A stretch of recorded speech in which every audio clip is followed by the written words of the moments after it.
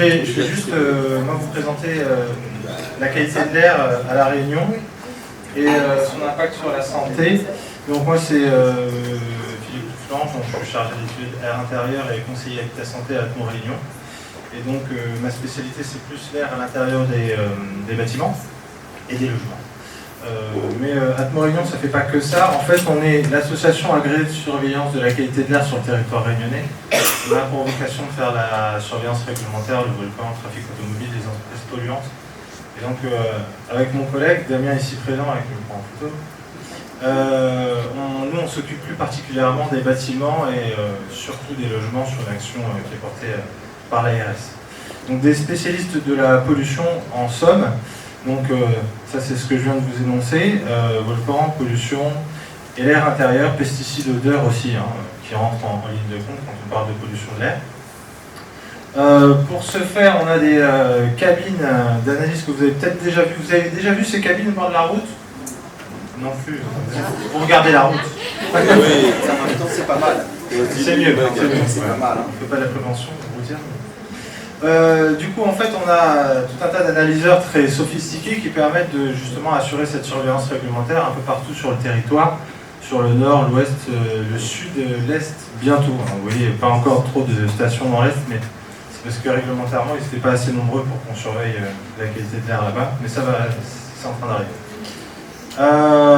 Des inventaires aussi d'émissions qui sont réalisés sur le territoire, où on s'aperçoit sur La Réunion qu'il y a une grosse part de la pollution de l'air qui est en lien en fait avec le trafic automobile. Et sur cette carte, vous voyez ici la distribution des routes. Alors c'est pas toutes les routes, c'est uniquement les routes supérieures à 7000 véhicules jour. Donc vous voyez qu'il y en a quand même pas mal. Et pourquoi les routes à 7000 véhicules jour? Parce qu'en fait, en vrai, ces routes, elles ont un impact de part et d'autre de leur axe de 200 mètres. C'est-à-dire que de 200 mètres de part et d'autre de la route, on a une pollution qui est associée à la route. Les stations-service aussi, ça distribue une certaine pollution 200 mètres. Dans un rayon de 200 mètres autour d'une station-service, on peut avoir une pollution qui est distribuée. Les gares routières, c'est 100 mètres. Stockage d'hydrocarbures, rassurez-vous, ils sont tous au port. Donc on est assez loin. Mais c'est 3 km quand même.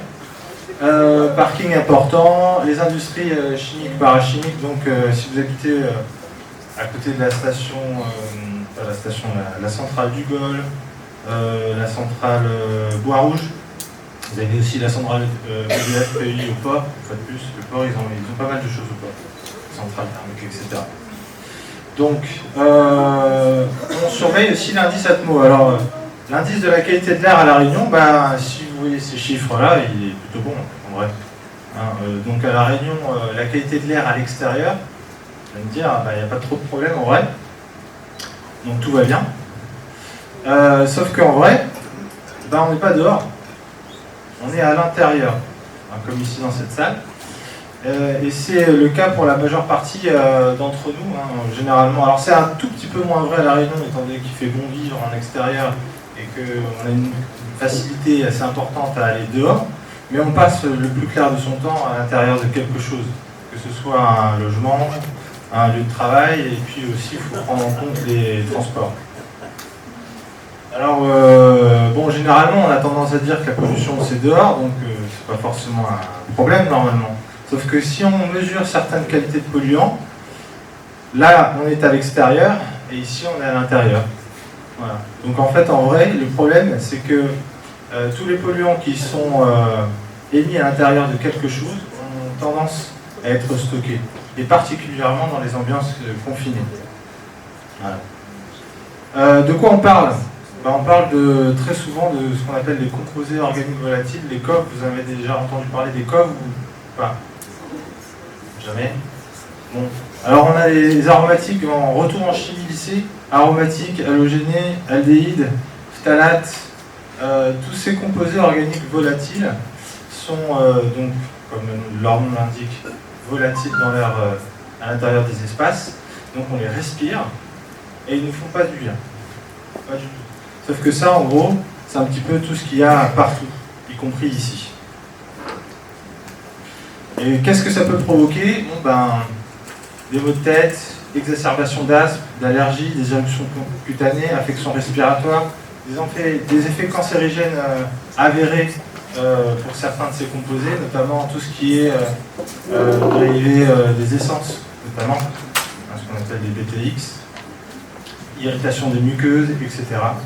Dans les polluants qu'on trouve à l'intérieur, il y a tout ce qui est chimique, mais il n'y a pas que pas que ce qui est chimique, il y a aussi les fibres, les particules et tout ce qui est en lien avec les moisissures qu'on trouve en quantité relativement importante à La Réunion.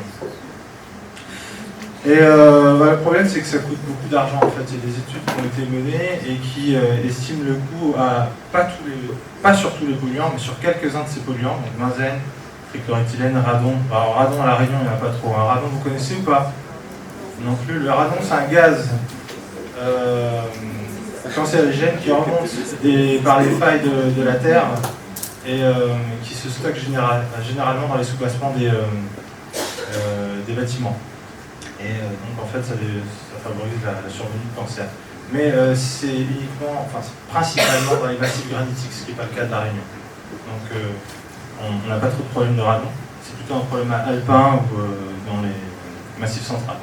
Monoxyde de carbone, on a un petit peu, particules fines, ça c'est lié au trafic automobile notamment, donc on a vu qu'on avait beaucoup d'air et qui faisait bon vivre, mais on a quand même beaucoup de routes. Et qui sont les personnes les plus fragiles vis-à-vis de cette pollution?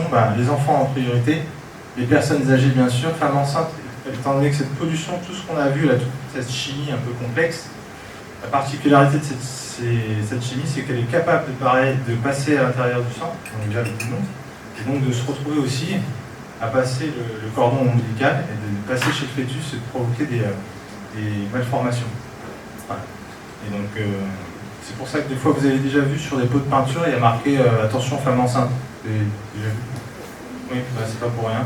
C'est parce que justement il y a une chimie associée qui est capable d'aller perturber la croissance du fœtus à l'intérieur du ventre de la mère.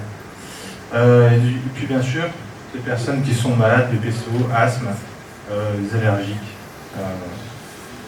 Donc, qu'est-ce que j'ai écrit là?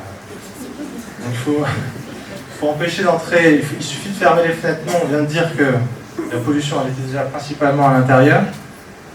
Alors qu'est-ce qui influence la pollution à l'intérieur des espaces? C'est ce qu'il y a dehors, bien sûr, parce qu'il y a un taux de pénétration ici de la pollution extérieure à l'intérieur des bâtiments, que ce soit les particules fines, les gaz, etc.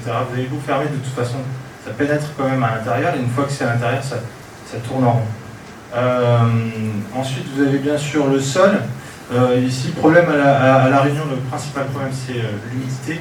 Vous avez énormément de bâtiments qui sont construits à même le sol, pas surélevé, avec 30 mètres sanitaires. Du coup, vous avez beaucoup d'humidité qui remonte au bas des murs et qui favorise la croissance de moisissures. Et puis vous avez ensuite, bien sûr, tout ce qui vient intégrer l'intérieur du bâtiment, donc l'ameublement, les matériaux qui sont utilisés, la conception des aérations, ventilation, renouvellement de l'air. Et puis ensuite, et c'est là-dessus que nous, on va agir avec mon collègue, c'est tout ce que vous faites à l'intérieur du bâtiment. Donc, il y a, ici, c'était comment c'est construit, comment c'est équipé. Et donc là, tout ce que vous réalisez à l'intérieur du bâtiment, donc les produits que vous utilisez, les actions que vous réalisez, la présence d'animaux ou pas, la présence de produits de désodorisation ou pas, etc., etc. Donc tout ça, mis bout à bout, fait une influence relativement importante de la qualité de l'air à l'intérieur des logements. Et évidemment, le tabac, je reviens même pas là-dessus, ça on vient d'en parler. Juste un petit focus sur le monoxyde de carbone. Comme je pense qu'il y en a quand même quelques-uns d'entre vous qui se déplacent au domicile, je pense qu'il y en a pas mal qui se déplacent. Si vous voyez ça, c'est interdit. Donc ça c'est un chauffe-eau gaz non raccordé, qu'on trouve généralement dans une cuisine. Ça normalement l'ARS ils veulent voir ça disparaître totalement de La Réunion. Sauf que très souvent c'est des vieux équipements qui étaient autorisés à l'époque et qui sont un peu bricolés pour que ça continue un peu à fonctionner parce que les gens n'aiment pas trop changer d'habitude. Sauf que avant c'était pas raccordé normalement, aujourd'hui le raccordement il est obligatoire avec 2 coups de maximum.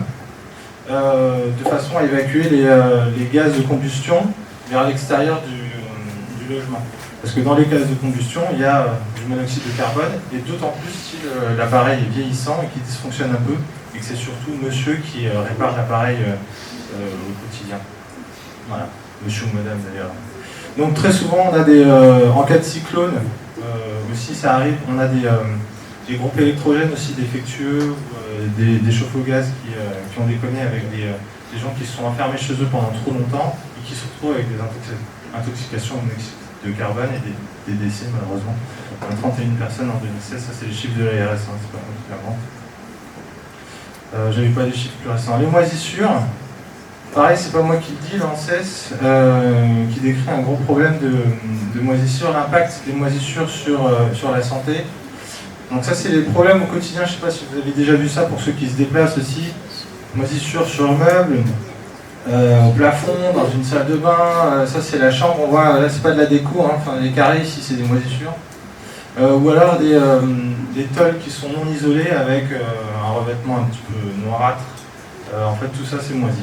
Voilà. Les moisissures, on part du principe qu'il y a un gros problème dans un logement quand ça fait la surface de la table qui est devant moi là. Donc si vous avez toute la surface du plafond qui est comme ça, et que vous êtes chez une vieille dame BPCO, parce que c'était le cas dans les Hauts-de-Saint-Suzanne, on a un problème. Voilà.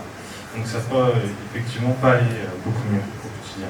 Donc nous après, donc voilà, tout ça pour dire que c'est complexe, et que nous on est là justement pour simplifier ça auprès des patients. Effectivement aussi dans la démarche, c'est des gens qui parfois ont tendance à penser que, pour les fumeurs notamment ou autres, hein, que s'ils polluent que leur espace à eux personnel, bah, c'est pas un problème pour l'ensemble de la maison. Ça, toutes les études montrent que c'est absolument faux. Tout est partagé.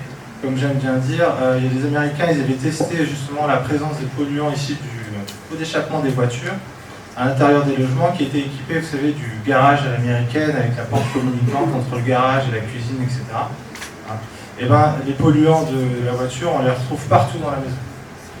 Ça ne veut pas dire que c'est pas parce que la porte était ouverte de façon trop importante, c'est juste que c'est permanent en vrai. C'est-à-dire que même si c'est léger, ça passe. Et alors il y a une idée reçue qu'on a généralement avec la pollution de l'air, c'est qu'initialement toute la surveillance de la pollution de l'air, elle était basée sur des effets de seuil. C'est-à-dire qu'on pensait que plus on avait de pollution, plus on avait de problèmes, plus on avait de symptômes. Et donc on a mis des seuils, il ne faut pas dépasser ces seuils, et quand on dépasse ces seuils, on agit. Et on s'est récemment rendu compte que ce n'est pas qu'une question de seuil à ne pas dépasser, que c'est aussi beaucoup une question de fréquence.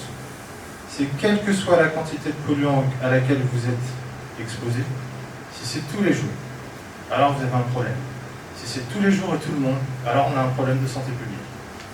Et donc c'est pour ça qu'aujourd'hui on parle de plus en plus de la pollution de l'air, qui provoque une surmortalité de la population en général, au niveau européen, au niveau africain, au niveau nord-américain, chez les Indiens, les Chinois, partout. Donc c'est généralisé, c'est mondialisé, parce qu'en fait on est tous exposés tout le temps à toutes ces molécules chimiques que je vous ai exposées tout à l'heure. Donc bon, le conseil le plus simple en vrai, c'est de rappeler aux gens qu'il faut aérer, ce qu'on n'a pas fait ici, hein, dans cette pièce, je le rappelle. Qui a ouvert la fenêtre aujourd'hui, ce matin? Non, mais ici, dans cette salle. Et pourquoi? Ah, c'est pas autorisé. Ah, vous ne êtes pas autorisé. Qui pense que le renouvellement de l'air de la salle est correct? Non? Les portes? On a ouvert les portes. Ah oui, mais pour avoir une aération, le vent est un peu feignant, il aime bien les lignes droites. Et donc, si vous n'ouvrez pas en façade de l'autre côté, le vent il ne va pas rentrer. Hein. Donc, en fait, il n'y a pas eu de renouvellement de l'air dans cette salle. Et les grilles que vous voyez ici, c'est pas du renouvellement de l'air, c'est de la clim, c'est du recyclage. Donc, le seul renouvellement de l'air qu'on a, c'est juste le petit entrebâillement de la porte là-bas derrière vous. Et pour 90 personnes ici, c'est un peu léger. Voilà. Je me suis permis tout à l'heure de brancher mon appareil. Après, on n'est pas obligé d'en parler. Hein.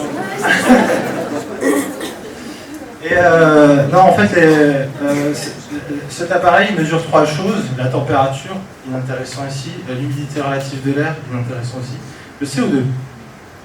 Et ça, le CO2, c'est un indicateur de la qualité du renouvellement de l'air à l'intérieur de l'espace. On en a beaucoup parlé dans la crise Covid. Il fallait mesurer les petits capteurs CO2 à l'intérieur des salles de classe, etc. C'était pour justement surveiller le renouvellement de l'air à l'intérieur des espaces. Et à l'extérieur, on a un niveau de base 400 ppm de CO2. Le niveau fixé par l'ARS récemment dans cause Covid, c'était 800 ppm de CO2, soit le double de l'extérieur.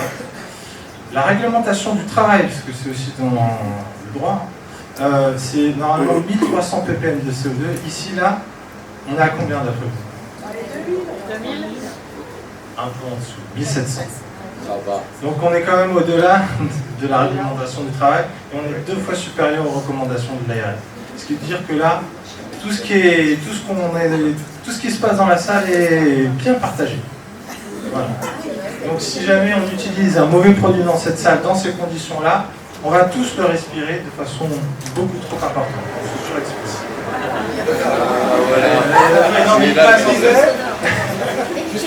Il passe avec le souffleur là, c'est très chiant. Voilà, donc des solutions pour justement pour sensibiliser les gens à cette problématique-là de la qualité de l'air à l'intérieur des logements et chez les patients. Il y a Atmo Réunion qui, avec mon collègue Damien Boyer, ici présent, nous on intervient sur prescription médicale ou pas, on va dire on est un peu flexible là-dessus, à la demande de l'ARS. Donc c'est 0 €, hein, on ne prend même pas la carte vitale.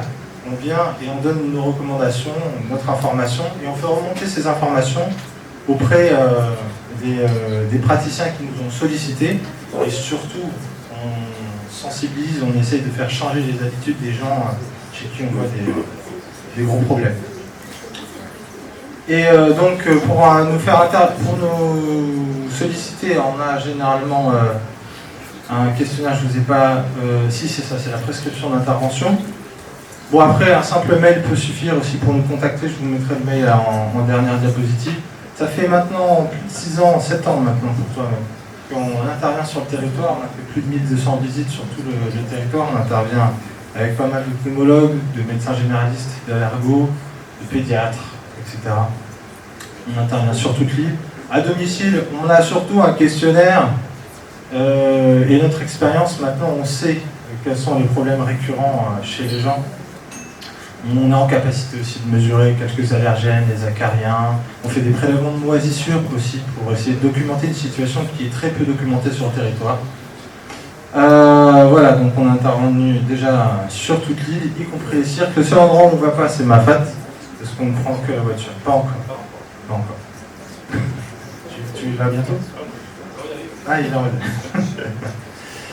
Voilà, je vous remercie, j'espère que je n'ai pas été trop long.